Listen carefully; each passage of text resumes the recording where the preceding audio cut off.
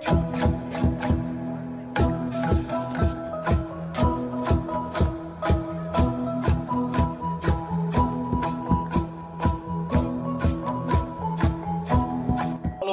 pipang merah Indo Bunsang kaping hang klaim dung di kat lai jet le ya ta boh ra ne la kam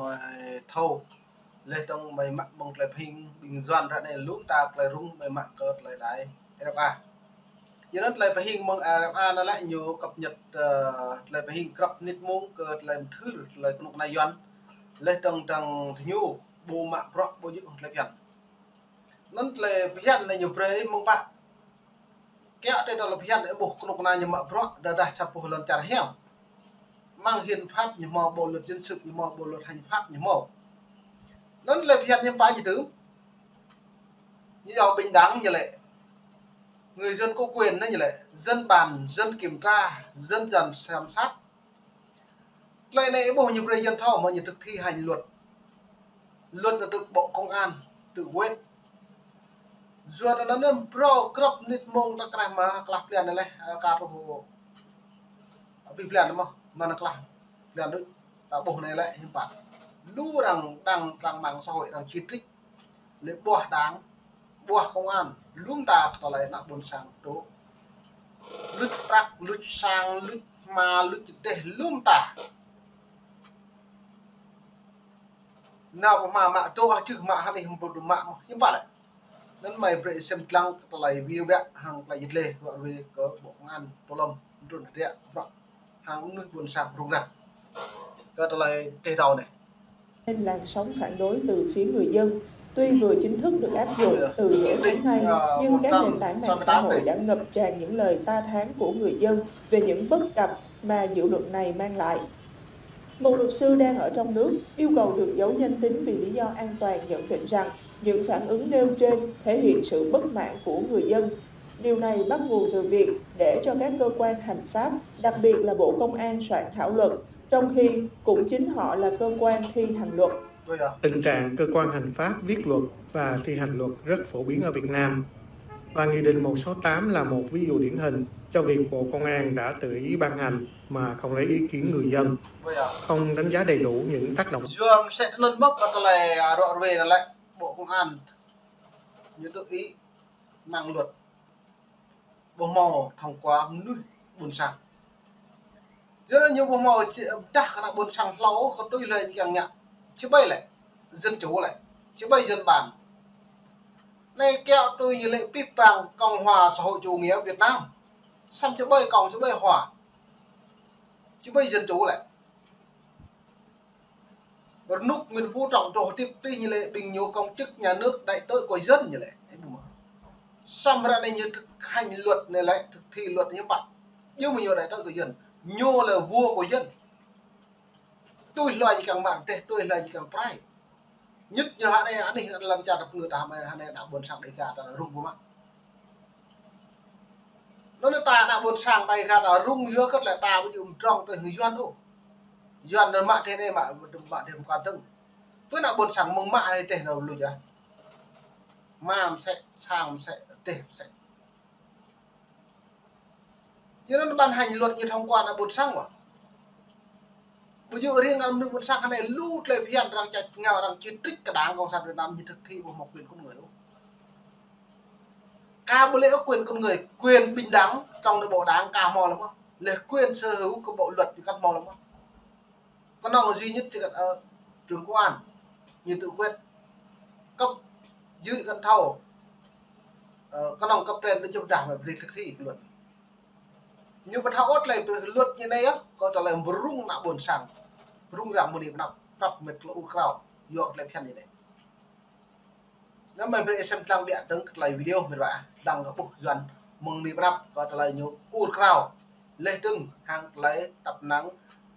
trong bằng pol mạ phật cái phố lê hoàng nuôi nạ buồn sang rung bịt nó là hạt miêu kệ cái nhiều nghe hiếm bạ như càng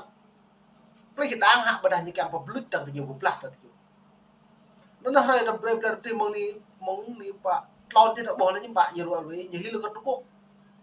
nút lo trong Pháp trong Mỹ ra đây những bạn nhiều khi là con Trung Quốc hắn này là những bạn nút 2025 này nhiều khi là một Trung Quốc như là máu nhu kẻ thù như đó bằng bộ sai nhầm như đôi nạo buồn sang như bố kẻ thù như thế này ở đây bố tüm công an công chức nhà nước giờ bao đội công an bố nói được quy đó bố và quay đi lên đường quy nạo buồn sang trong quát an ninh cơ động đường quy nạo buồn sang hết rồi này vua cất như quy nạo buồn rằng quy nạo buồn sang lại những bố không được như ngã lâu được nạo buồn sang kêu gặp ôn nào vua đó nhiều quy nạo buồn sang mà nó được có mày về xem lao điện là nhiều người bạn thầu buộc lại đây là đài FA tới đời sống của người dân. Sở dĩ có việc Bộ Công an được quyền viết luật, theo luật sư Đặng Đình Mạnh, là vì nhà nước Việt Nam quan niệm rằng việc thực thi luật thuộc về cơ quan nào thì cơ quan đó có sự hiểu biết chuyên môn nên sẽ được giao để soạn thảo các dự án luật. Nghị định 168 về tăng mức phạt vi phạm giao thông là một trong các dự án luật được hình thành như vậy. Chúng đã được giao cho Bộ Công an soạn thảo, sau đó chuyển qua Chính phủ để ban hành. Sự tham gia trực tiếp vào quá trình xây dựng luật của Bộ Công an làm cho các quy định trở nên hà khắc hơn, với góc nhìn tập trung vào việc kiểm soát thay vì phục vụ cho lợi ích của người dân. Luật sư giấu tên cho biết như vậy và nói thêm rằng khi công an can thiệp sâu vào quá trình soạn thảo và thực thi luật, xã hội sẽ trở nên cực đoan và hà khắc hơn, tạo điều kiện thuận lợi cho họ thao túng, thực hiện các hành vi bất công, đồng thời đẩy hết gánh nặng lên vai người dân. Luật sư Mạnh cho rằng với góc nhìn hạn hẹp của ngành công an thì nhìn đâu họ cũng chỉ thấy tội phạm hoặc phản động.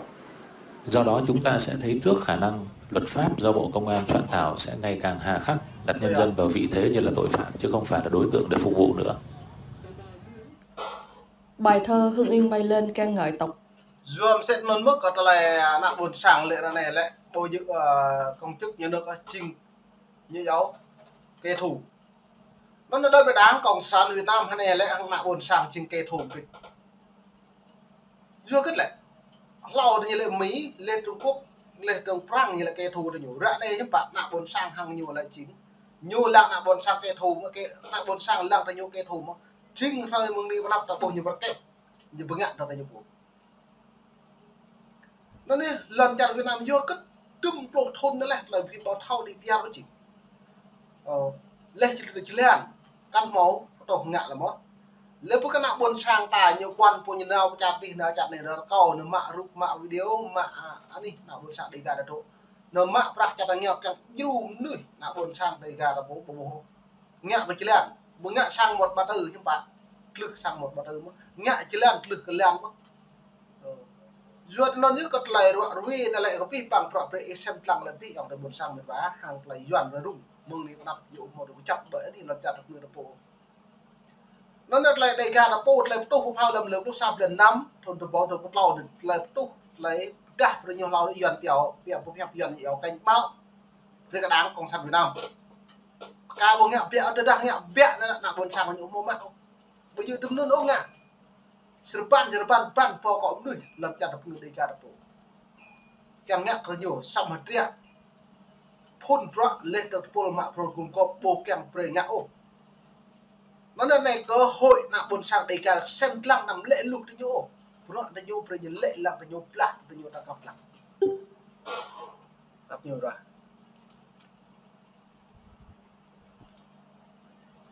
nó là đã bố lên có là pro mạ hàng nông nạn đang cộng sản Việt Nam họ cũng nằm trong tổ lâm nữa thao khắp tổ lâm nữa chưa đặt bây hiện tại là tổ lâm nhiều quên làm sẽ cho như một lau loại gì đó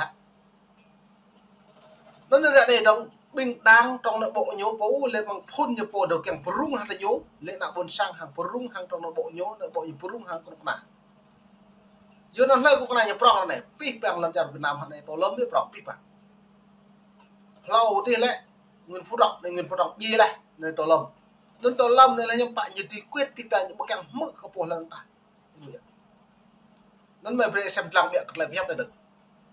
Tổng Bí thư Đảng Cộng sản Việt Nam Tô Lâm và quê hương của ông đăng tải trên một tờ báo của tỉnh bị rút xuống sau gần một tuần không rõ lý do, trong lúc dân chúng đang ta thán về những tác hại của Nghị định 168. BBC News tiếng Việt đầu tiên đưa tin về bài thơ được đăng trên báo mạng và báo giấy Hưng Yên. Nên mong này mày đi vi phạm vậy một sang học cái xem lăng mày rồi gặp remote radio free mong lịch mong đủ đừng lại rồi đi ta bạn đi tập lại